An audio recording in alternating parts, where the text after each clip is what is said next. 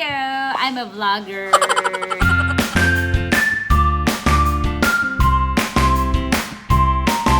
Mommy Tanya here, nagbabalik sa Love Radio Manila YouTube channel, and ngayon may dumadahak sa CR. Sila na yung naliligo. Meron kasi akong isi-share sa inyo na bago kong equipment, gadget, bagong toy, bagong basta ginagamit sa pang-makeup. At nakita ko to sa supermarket. This is a contouring brush. Sa kakapanood ko ng mga vlog sa YouTube, napag-aralan ko na yung contouring is very important.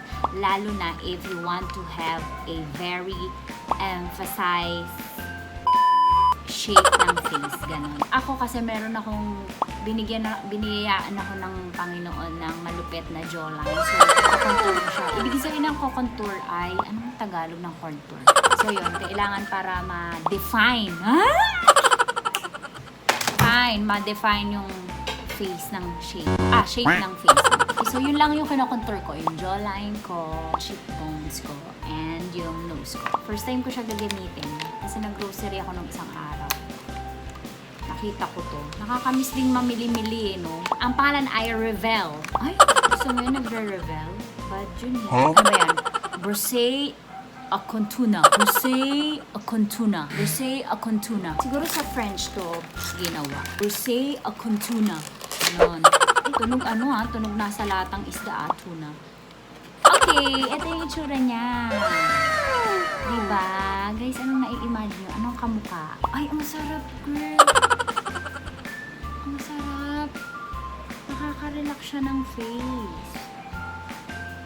Ang sarap. Ang sarap. Designed in the USA. Made in PRC. What's PRC? Procter & Gamble Philippines.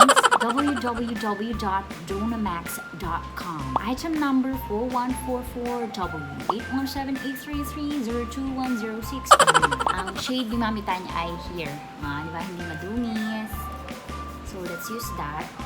I believe ganon ang like that. Nakaayon siya sa kung anong shape ng mga kinokontour na part ng face. So,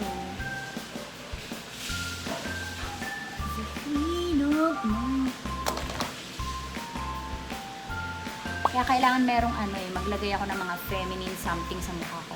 Kasi medyo panlalaki na yung jawline ko. Wala akong pang pa-V-shape ng mukha. Hindi ko kaya, girl, ang budget ko.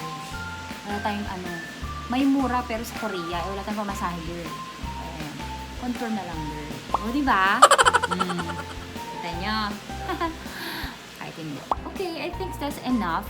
And, before, okay, Tagalog.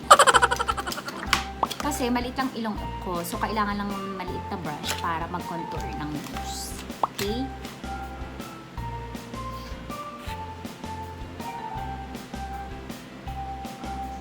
Diba? Dinadaya lang kayo ni Tanya Chinita. Akala niya mataas ilong ko. Hindi. Contour is light. Hindi na tayo magparetoke, guys. Contour na lang ng contour. You know how to contour. Everything is time is good. Hindi nyo muna ipapolish. Mamaya na yan. After all that we have done. Tingnan natin kung mag-blend to na maganda. Feeling ko hindi to pang nose.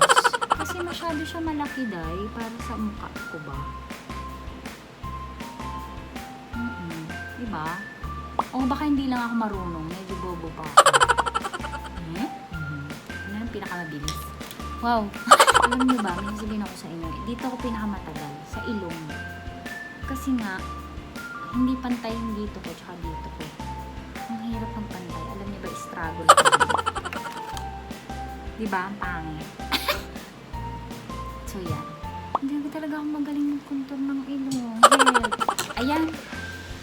So, thank you so much for watching Mommy Tanya's review of my new Revel contouring brush. Thank you so much and hope you like it. Always your number one SM radio station. Love Radio. Here is finally the contouring of the magic happens when girl